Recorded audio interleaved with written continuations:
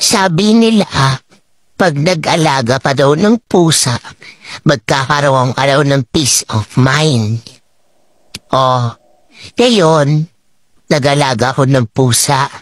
Isipin nyo, 3:00 ng madaling araw, tulog na kami. Bigla ka ba namang ambahan sa mukha? Oh, kung hindi ka aambahan, kakalmutin ka, kagat-kagatin ka niya.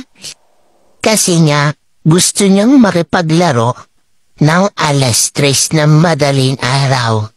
O, matapos kanyang gigisingin, sabay aalis. Alam niyo ako naiinis na talaga eh. Bakit kayo ganyan mga parents? Kapag nakita niyo kami nagpapahinga or natutulog, bigla na lang kayong lalapit tapos hahawak-hawakan kami, bubuhatin, tapos sabay sasabihin ninyo, inaantok ang bebe, kawawa naman yung bebe na yan, sleepy yan. Aba natural, nakita mong natutulog diba? Nakapikit, nagpapahinga, anong tingin mo dun? Trip lang namin humiga? Grabe kayo, natutulog yung aso, gigisingin ninyo, para patulugin ulit.